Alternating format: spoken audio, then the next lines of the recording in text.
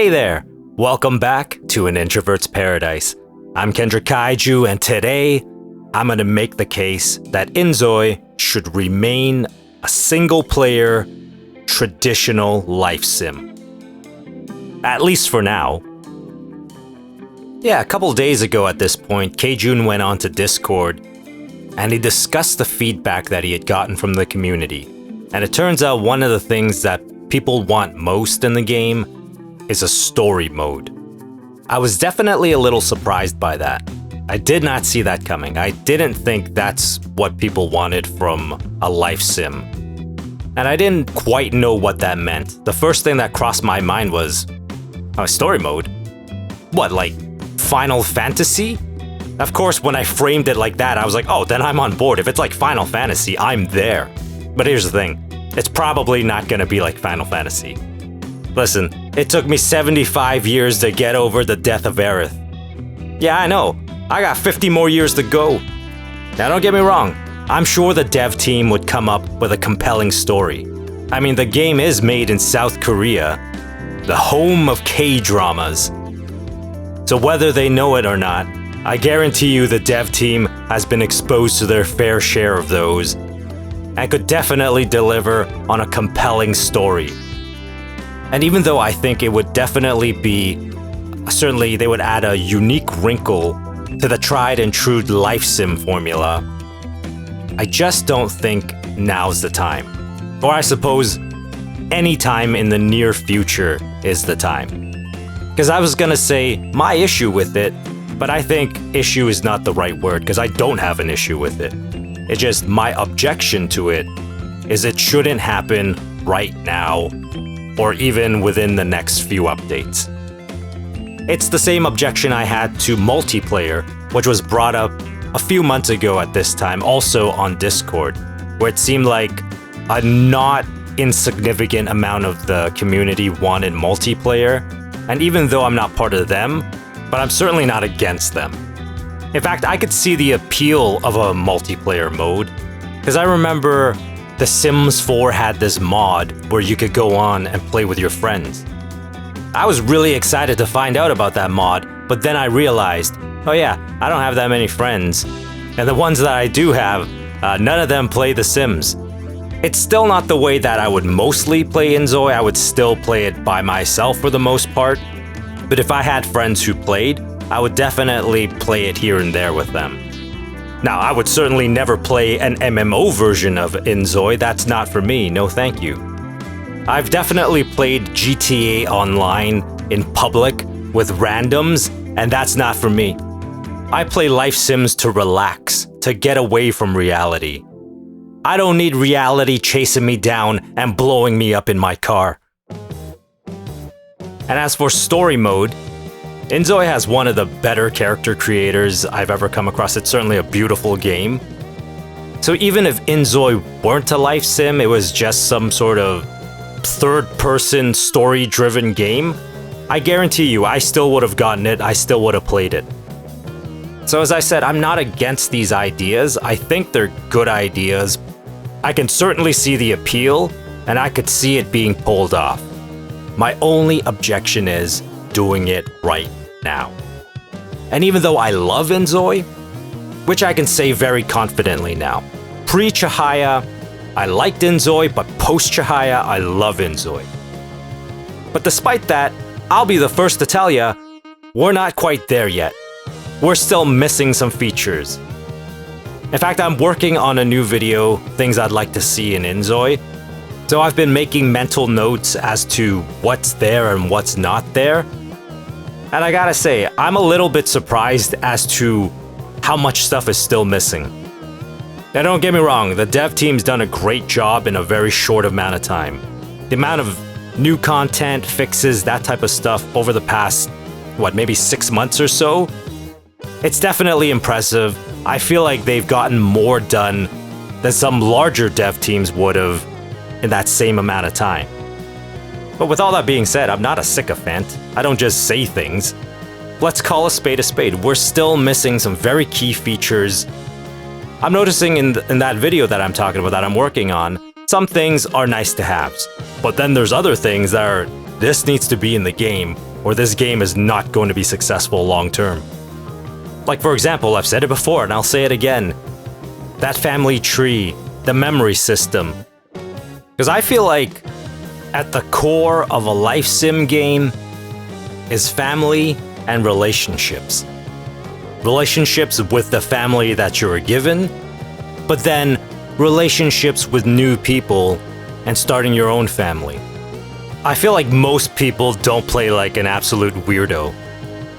Now, I get it, I don't want to hate on them, but there's definitely influencers who play like complete weirdos. I get it, rent's still due at the beginning of every month, but I really don't think that's representative of the rest of us, most of us anyway. But I digress. The point I'm trying to make is, right now, as presently constructed, inZoi is not the greatest life sim of all time. I truly believe it has the potential to be that, and I truly mean that. This is not some influencer hyperbole type of situation.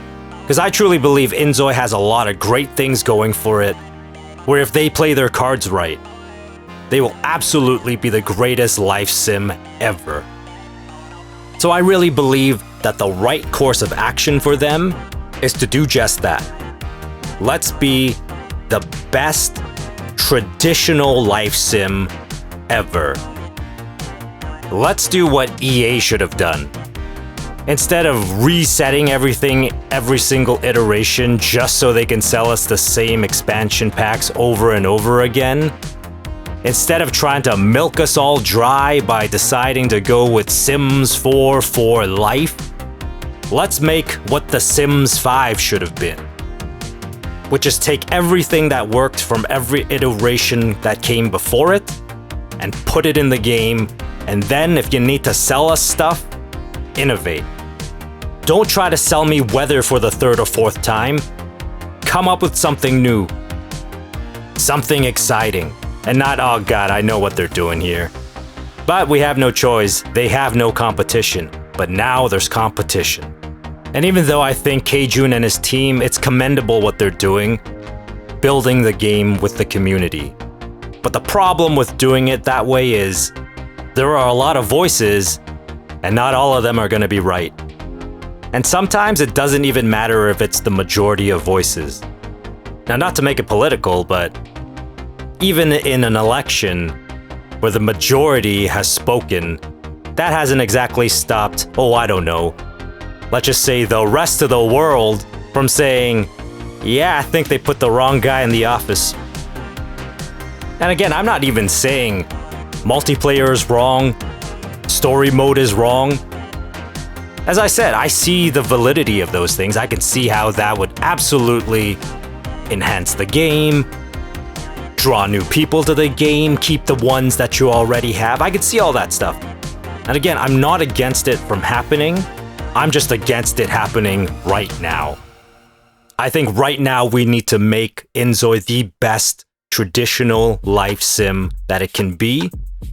And I don't think you can do that when you start splintering off your team into doing different things. I think everybody should be working together, pulling on the same rope, driving towards the same goal. Because this isn't a massive dev team. At one point it was 60 people, but I do remember K-Jun saying that because the game was such a success right off the bat, Krafton gave them more money to go hire more devs. So let's say they added, oh, I don't know, 15 to 20 new people. So now you have a team of 75 to 80 people. Sure, that's a big team compared to Paralives, which has 15. But even though I don't know the exact size of the Sims 4 team, it looks like Maxis as a company, as a studio, has 201 to 500 employees. Again, not all of them are working on the game. I'm sure there's people there in charge of payroll, HR, that type of stuff. But I imagine at least half the people that work there are working on the game. So maybe that number is 200. So that would be more than double than the Krafton team. And even that pales in comparison to the 6,000 that are working on GTA 6 over at Rockstar. I guess all I'm trying to say is, the team is not massive. They have a good-sized team, And they're certainly a hardworking team. Because remember the time when K-Jun told everybody, my team's been working very hard. We need a little holiday. And most of us were like, oh, that's cool. Yeah, you guys deserve a break. Why don't you take a couple weeks off? And then he came back to clarify, oh no, guys, we've already taken our 2-day holiday. We're back in the offices already. We're coming up with the next update. And we were all like, what do you mean 2-day holiday? You mean the weekend? You took a weekend off? Do you not take weekends off every single week? What's going on over there? So I believe in this team. I believe they can deliver. I believe with 80 people, you can get stuff done. You can make a great game with 80 people. But the problem arises when you start splitting them up. Now you have a multiplayer team. Now you have a story mode team. Because at that point, now you're trying to basically make 3 different games at the same time. Now I start losing faith. Now there's a very good chance that quality will dip. Because I truly believe if they just focus on one game at a time, they will deliver quality on all 3. But if you start splitting up the team and working on 3 things at one time, then there's a pretty good chance you're not going to deliver that same quality. It might not be bad, hell, it might still be good, but I'm pretty certain it's not what it could have been. And should have been. Isn't there an old adage along the lines of, if you try to make everybody happy, sometimes you end up making nobody happy? I mean, to be fair, even though multiplayer was suggested a few months ago, and K-Jun said he'd seriously considered it, to be fair, even today, it's not in the game yet. My hope is it's not being worked on behind the scenes secretly, strictly because I don't want to see people pulled off of the main game to work on a spin-off, basically. In fact, I'll even say that I don't think it's a good idea for K-Jun to be posing new ideas to the dev team right now. In fact, in hindsight, because off the bat, I didn't agree with it, but in hindsight, I think it was a really great call to, instead of adding new stuff right now, to go back and refine the systems that are already in place. Because honestly, sometimes less is more. Because 2 games come to mind.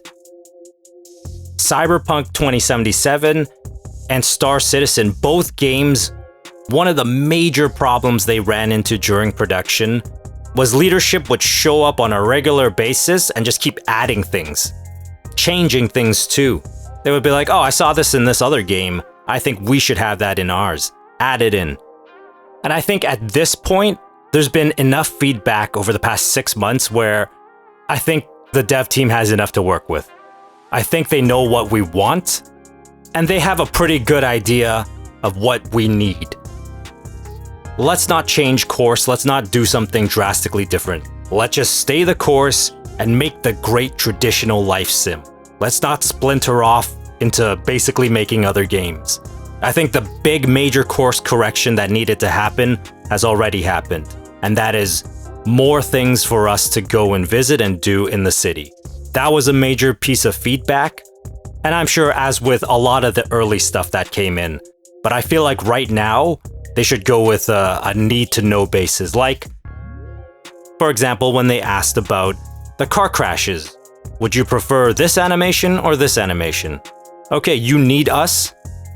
That's a need-to-know basis. Right now, everything else, take that feedback, engage with your community, but K-Jun should keep that between himself and like the closest people to him, and not put that on the entire dev team. Holster all those bullets. You'll need it later on. Just not anytime soon. Okay, I think that's enough from me for today. Thank you for your time. As always, I have such a great group of supporters here, and the group is definitely growing. I've been getting a lot of subscribers lately. I'm unbelievably happy about it, and certainly very appreciative as well.